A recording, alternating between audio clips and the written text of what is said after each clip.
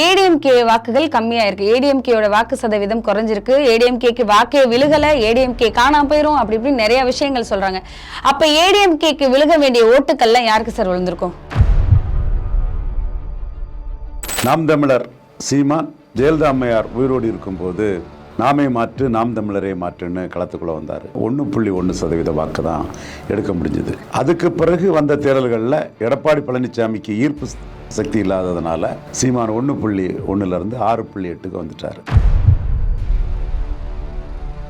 எடப்பாடிக்கு ஈர்ப்பு சக்தி இல்லை என்ற அடிப்படையில் சீமான் பக்கம் திரளும் வாக்காளர்கள் ஜெயலலிதா அம்மையார் ஈழப்பிரச்சனையில் சீமான செகண்ட் க்ரோட் பில்லராக பயன்படுத்தி சில தேர்தல்களை வெற்றி பெற்றதுனால அந்த அதிமுக தொண்டர்கள் சீமான் மீது அபிமானம் கொண்டவர்கள் ஜெயலலிதா மறைவுக்கு பிறகு சீமான் பக்கம் போகிறாங்க. அந்த ப்ராசஸ் இன்னும் தொடரும். சார் ரெட்டையிலை உடஞ்சிருச்சு, பிரிஞ்சிருச்சு, செதறிடுச்சு அப்படின்னு சொல்றாங்க. சரி, மறுபடியும் ரெட்டையிலையை வந்துட்டு சரியா வச்சுக்கணும்னா அங்க யார் சார் லீடரா இருக்கணும்? சரியான தலைவர் யாரு? இப்போ வந்து இவங்க இபிஎஸ் ஐயாவா, ஓபிஎஸ் ஐயாவா, சசிகலா அம்மாவா, இல்ல டிடிவி தினகரன் அவர் வருவார் ஒரு ரோல்ல? யார் வருவா, என்ன நடக்குன்னு ஒரு குழப்பத்திலே இருக்காங்க. இவங்க வந்தா கரெக்டா இருக்கும்னு சொன்னா யார் சார் வருவா?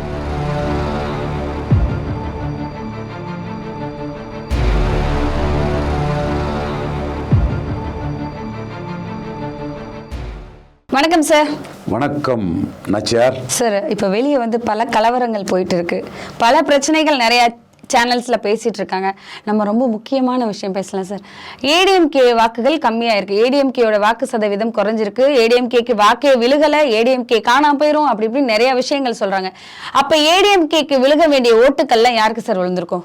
ஏடிஎம்கேக்கு விழ வேண்டிய வாக்குகள் பலமுனை தாக்குதல்ல அதிமுக பலகீனப்படுது. நாம் தமிழர் சீமான் ஜெயலலிதா அம்மையார் உயிரோடு இருக்கும்போது நாமே மாற்று நாம் தமிழரே மாற்றுன்னு களத்துக்குள்ளே வந்தார். அந்த அம்மையார் உயிரோடு இருக்கும்போது ஈழப்பிரச்சனையில் உள்ள அந்த வாக்குகள் அந்த அம்மையார் தலைமைக்கு தான் விழுந்து சீமானால் 1.1% வாக்கு தான் எடுக்க முடிஞ்சது. அதுக்கு பிறகு வந்த தேர்தல்களில் எடப்பாடி பழனிசாமிக்கு ஈர்ப்பு சக்தி இல்லாததுனால எடப்பாடி பழனிசாமி லீடர்ஷிப்பு சசிகலா அம்மையார்ட்ட இருந்து சீமானே சொல்கிறார்ல அப்படி மாறிட்டேன்னு, ஆட்டையை போட்டதுங்கிற வார்த்தையை சொல்லலையே தவிர மாறிட்டேன்னு சொல்கிறார் அவர். சசிகலா அம்மையார்ட்ட இருந்து இவர்கிட்ட வந்ததுனால அதை பலரும் ஏற்றுக்கிடாதனால சீமான் 1.1 6.8 வந்துட்டார். சீமான் அதிகரித்த வாக்குகள் அதிமுக ஜெயலலிதா அம்மையார் தலைமையில் இருந்து எடப்பாடியை ஏற்றுக்கொள்ளாத வாக்குகள். அது சமூக நீதி சூறையாடல் அதிமுகவில் இருக்குது என்பதை புரிந்து கொண்ட வாக்காளர்கள், இளம் வாக்காளர்கள், எடப்பாடிக்கு ஈர்ப்பு சக்தி இல்லை என்ற அடிப்படையில் சீமான் பக்கம் திரளும் வாக்காளர்கள் ஜெயலலிதா அம்மையார் ஈழப்பிரச்சனையில் சீமான செகண்ட் க்ரோட் பில்லராக பயன்படுத்தி சில தேர்தல்களை வெற்றி பெற்றதுனால அந்த அதிமுக தொண்டர்கள் சீமான் மீது அபிமானம் கொண்டவர்கள் ஜெயலலிதா மறைவுக்கு பிறகு சீமான் பக்கம் போகிறாங்க. அந்த ப்ராசஸ் இன்னும் தொடரும், பெரிய அளவில் தொடருங்கிறது தான் எதிர்பார்ப்பு. அதை சீமான் உணர்ந்திருக்கிறாரு. மீண்டும் எடப்பாடி பழனிசாமியை பலகீனப்படுத்த முடியும்னு சீமான் தெளிவாக நம்புகிறார். இந்த எலெக்ஷன் ரிசல்ட்ல அதை காமிச்சிடுறாரு. இந்த எலெக்ஷன் ரிசல்ட்ல அதை காண்பதற்கான வாய்ப்புகள் மிக பிரகாசமாக இருக்கிறது. அது வந்து பல இடங்கள்லையும் மக்களே அதில் மைக்குக்கு போட்டோம்னு சொல்லக்கூடிய மக்கள்லே பல பேர் நாங்கள் முன்னும் ரெட்டலைக்கு போட்டோம், இப்போ மைக்குக்கு போடுறோங்கிறத ஒரு தரப்பு மக்கள் சொல்கிறாங்க. இது 2 தேர்தலில் நடந்தது, 3வது தேர்தலில் நடக்கிறதுக்கு வாய்ப்பு பிரகாசமாக இருக்கிறதா நான் கருதுறேன். சார், சிலர் கருத்து கணிப்பில் என்ன சொல்கிறாங்கன்னா, நீ என்ன வேணாலும் சொல்லிட்டு போங்க, ஏடிஎம்கே தான்ப்பா வரும், ஏடிஎம்கேவை எப்படிப்பா அழிக்க முடியும், ஏடிஎம்கே வாக்குகள்லாம் எப்படிப்பா அவங்களுக்கு போகும் அப்படின்னு சொல்கிறவங்களுக்குலாம் நீங்கள் என்ன சார் சொல்கிறீங்க? ஏடிஎம்கே வாக்குகளில் ஒரு கணிசமான பகுதி பாஜக மோடி பிரதமர் அண்ணாமலையோட இதுக்கும் போயிருக்குது. அது பிராமின்ஸ் ஓட்டெல்லாம் முன்னாடி ஏடிஎம்கேக்கு அளித்த பிராமணர்கள்லாம் இப்போ பெரிய அளவில் பாஜகவுக்கு வாக்களிக்கணும்னு வாக்களிக்காத பிராமணர்களே அதாவது பொதுவாக வாக்குச்சாவடிக்கு வராதவங்களே வாக்களித்தாங்க. அண்ணாமலையும் அவங்க பெரிய ஒரு தலைவராட்டு அவங்க பார்க்குறாங்க. ஸோ இந்த அணுகுமுறை சில பிறமொழி பேசும் சமூகங்கள் மத்தியிலையும், தொட்டிய நாயக்கர் போன்ற சமூகங்கள் மத்தியிலையும் தெளிவாக உருவாயிருக்குது. So upper caste, upper mentality caste, linguistic minorities இந்த தரப்பு மத்தியில் எடப்பாடி மோடி தலைமையை ஏற்றுக்கொள்ளாத தவறுங்கிற அடிப்படையில் அவர்கள் ரெட்டலையை கைவிட்டு விட்டு தாமரைக்கே வாக்களிக்கிறாங்க. இதை நான் உறுதியாக சொல்லுவேன். பொன்னார் தமிழிசை இவங்க காலகட்டத்திலெல்லாம் தாமரை பெறாத வாக்குகளை நிச்சயமாக இந்த தடவை பெறும். காரணம், அந்த முறை ஜெயலலிதா அம்மையார் இருந்தாங்க. அது நிச்சயமாக 2 மடங்கு வரும். தமிழிசை அம்மையார் எடுத்ததை விட 2 மடங்கு தாண்டி வரும். அது நீங்கள் பார்க்கத்தான் போகிறீங்க. அதனால் பாதிக்கப்படுவதும் ரெட்டையில தான் பாதிக்கப்படும், நான் உறுதியாக நம்புகிறேன். சார், ரெட்டையிலை உடஞ்சிருச்சு, பிரிஞ்சிருச்சு, சதறிடுச்சு அப்படின்னு சொல்கிறாங்க. சரி, மறுபடியும் ரெட்டையிலையை சரியாக வச்சுக்கணும்னா அங்கே யார் சார் லீடராக இருக்கணும்? சரியான தலைவர் யார்? இப்போ இவங்க இபிஎஸ் ஐயாவா, ஓபிஎஸ் ஐயாவா, சசிகலா அம்மாவா, இல்லை டிடிவி தினகரன் அவர் வருவார் ஒரு ரோலில்? யார் வருவா? என்ன நடக்குன்னு ஒரு குழப்பத்திலே இருக்காங்க. இவங்க வந்தால் கரெக்டாக இருக்கும்னு சொன்னால் யார் சார் வருவா? இன்னைக்கு காலையில் தம்பி மருது அழகராஜ் கிட்ட பேசினேன். மருது அழகராஜ், துரைக்கருணா, கேசி பழனிசாமி போன்றவங்கள்லாம் அதிமுக நலனில் அக்கறை கொண்ட ஊடகத்துக்குள்ளே இருந்து பேசக்கூடியவங்க. இதில் மருதுகிட்ட பேசினேன். அவர் ஒன்றுபட்டால் இந்த கட்சி ஒரு லெவல் நிற்கும். ஆனால் யார் தலைமையில் ஒன்றுபடுறது, எப்படி ஒன்றுபடுறதுங்கிற ஈகோ ஏற்றுக்கொள்ளாதுங்கிற ஒரு கருத்து இருக்குங்கிற கருத்தை அவர் மருது சொன்னார். அன்னைக்கு ஜெயலலிதா அம்மையார் இறந்ததும் சசிகலா அம்மையார் தலைமையில் எல்லாரும் ஏற்றுக்கிட்டாங்கன்னா அமாங் ஈக்குவல் மோர் ஈக்குவல். அவங்க கூட இருந்தவங்க, நல்லது கிட்டதெல்லாம் அவங்க கூட இருந்து பார்த்தவங்க.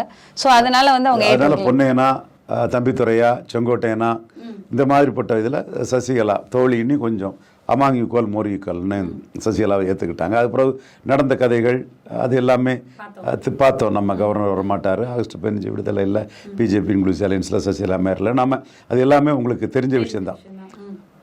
இப்போ எடப்பாடி தலைமையில் அதிமுக வெல்லாதுங்கிற கருத்து ஊடகவியலாளர்களையும் திமுகவுக்கு எதிராக அதிமுகவை ஆதரித்த பத்திரிகையாளர்கள்டையும், திமுகவுக்கு எதிராக அதிமுகவை ஆதரித்த பத்திரிகையாளர்கள்ட்டையும் தெளிவாக எடப்பாடி பழனிசாமி தலைமையில் அதிமுக வெற்றி கோட்டை தொடாது, அது ஒரு குறிப்பிடத்தக்க சக்தியாக ஒரு வட்டாரங்களில் இருக்குமே தவிர ஒட்டுமொத்த தமிழகத்தில் அது வெற்றி பெறாதுங்கிறத கருத்து இருக்குது.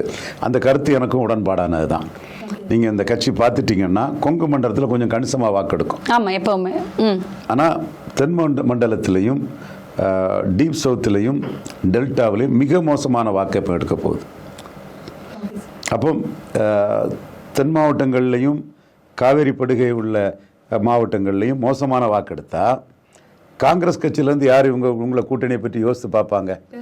ஏற்கனவே சோனியா காந்தி, ராகுல் காந்தி, பிரியங்கா காந்தி, ஸ்டாலின், கனிமொழி இவங்கெல்லாம் ஒரு ஒன்றுபட்ட ஒரு கட்சி மாதிரி தான் அவங்க நடத்திட்டு இருக்காங்க. அவங்க மின்னு வெற்றி பெற்றுட்ருக்காங்க. அவங்களுக்குள்ள யாருக்குமே பிரியணுங்கிற எண்ணமே இல்லை. ஸ்டேட்டஸ்கோவை அப்படியே கண்டினியூ பண்ணலான்னு தான் நினைக்கிறாங்க. நம்மளும் ஸ்டேட்டஸ்கோ கண்டினியூ ஆகுங்கிற கருத்தை தான் முன்னாடி சொன்னோம். அதுதான் இன்றைக்கி இங்கே நடந்துக்கிட்டே இருக்குது.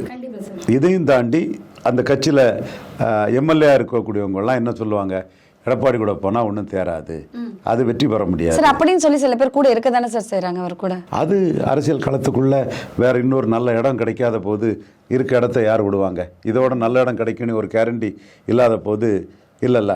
அப்போ கருணாநிதிட்ட இருந்து ஆள் எடுத்தார் எம்ஜிஆர். வரக்கூடியவங்களுக்கெல்லாம் ஒரு பதவியை கொடுத்து அன்பழகனே கலைஞர்கிட்ட வந்துட்டா அன்பழகன் இருக்க வேண்டிய இடம் இது அங்கே இல்லைன்னு சொல்லி அன்பழகனே வந்தால் ஒரு முக்கிய பதவி கொடுப்பான்னு சொல்லும்போது அன்பழகன் என் நாயை அனுப்பி வைக்கணும்னு ஏதோ வர கடுமையாக வர வார்த்தைகள்லாம் சொன்னார்.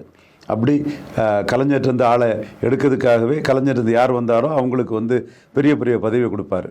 அப்போ புது ஆட்களும் நம்ம போனாலும் எம்ஜிஆர் பதவி தருவாருன்னு இவரை டெசைட் பண்ணிட்டு வருவாங்க. இப்போ ஸ்டாலின் அந்த அரசியல் பண்ணலை.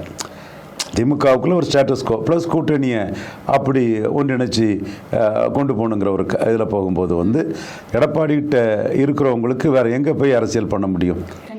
அல்லது ஸ்டாலினுக்கு எங்கேயாவது திமுக பில்லப் தி பிளாங்க்ஸுங்கிற மாதிரி வீக்காக இருக்கக்கூடிய ஒரு இடம்னா அங்கே வரும்.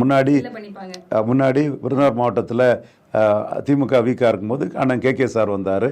ரெட்டியார் சமூகத்தை சேர்ந்தவர், ஒன்றுபட்ட தெலுங்கு மக்கள் மத்தியிலே ஒரு தலைவருங்க மாதிரி திணையில் உட்காந்து எல்லாத்திட்டையும் பேசக்கூடிய ஒரு மக்கள் ஒரு இதாக உள்ளவர். நமக்கு ரொம்ப வேண்டியவர் அமைச்சரான முறை நான் பார்க்கலான்னு என்றாலும் சொல்கிறேன். நமக்கு அந்த காலத்திலே நம்ம